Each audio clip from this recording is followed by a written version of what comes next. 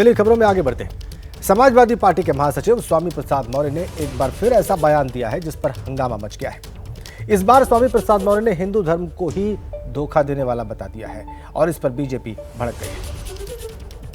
Vote के लिए अनुसूचित जाति, अनुसूचित जनजाति और पिछड़ा वर्ग का व्यक्ति हिंदू, लेकिन सत्ता में बैठने के बाद हम हिंदू नहीं रह जाते। अगर सत्ता में बैठने के बाद भी ये हमें हिंदू मानते तो अनुसूचित जाति के आरक्षण को खत्म नहीं करते, अनुसूचित जनजाति के आरक्षण को खत्म नहीं करते, पिछड़े वर्गों के आरक्षण को खत्म नहीं करते। इसका मतलब है हिंदू एक धोखा है। और वैसे भी 1995 में माननीय सर्वोच्च न्यायालय ने अपने आदेश में कहा था हिंदू कोई धर्म नहीं, ये लोगों के जीवन जीने की एक शैली है। यही नहीं, जो सबसे बड़े धर्म के ठेकेदार बनते हैं, आरएसएस के प्रमुख मोहन भागवत जी ने भी कहा है, एक नहीं दो बार कहा, हिंदू धर्म नाम का कोई धर्म नहीं है, बल्कि लोगों के जीवन जीने की एक कला। देश के माननीय प्रधानमंत्री जी ने भी कहा, माननीय मोदी ने भी कहा, हिंदू धर्म धर्म नहीं है। और अभी 1-2 महीने पहले माननीय गडकरी जी ने भी कहा, एक मीडिया कॉन्क्लेव में कहा। लेकिन इन लोगों के कहने से किसी की भावना आहत नहीं होती है। अगर स्वामी प्रसाद मौर्य कह देते हैं हिंदू धर्म धर्म नहीं है बल्कि एक धोखा है, और जिसे हम हिंदू धर्म कहते हैं वो कुछ लोगों के लिए धंधा है। जब हम कहते हैं कि ये कुछ लोगों के लिए धंधा है, तब पूरे देश में भूचाल लग जाता है।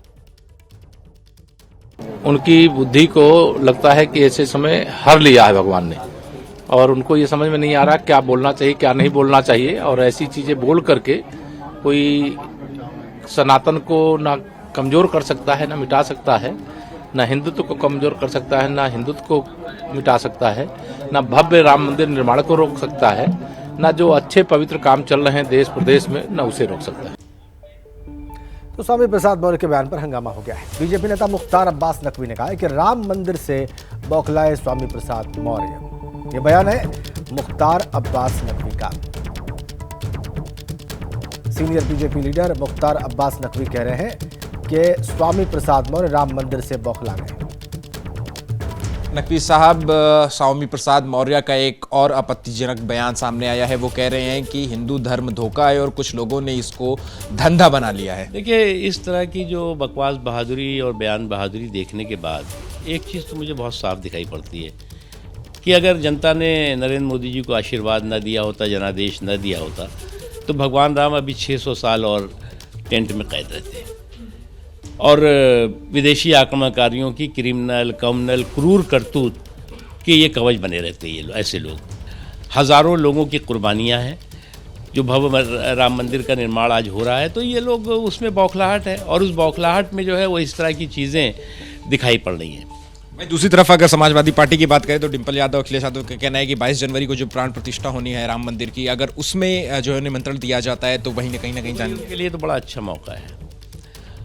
जो कुछ जो है वो विदेशी आक्रमणकारियों की सुरक्षा करने में, सेकुलर सुरक्षा, समाजवादी सुरक्षा करने में इन्होंने जो है वो अपराध किए होंगे या पाप किए होंगे, उसके प्रायश्चित का भी एक बहुत अच्छा मौका है। उन्हीं के पार्टी के नेता हैं, सांसद है शफीकुर रहमान बर्क। उनका सा कहना है कि पहले जो है वो गिरा करके बाबरी मस्जिद को छीना, फिर उसके बाद कोर्ट के जरिए छीना, और ये जो जिस तरीके का भी कार्यक्रम रहा है, न नौमन तेल होगा न बरक साहब नाचेंगे।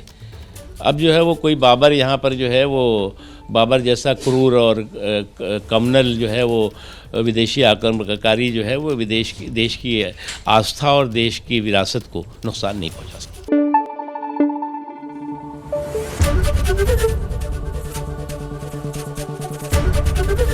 एबीपी न्यूज़ आपको रखे आगे।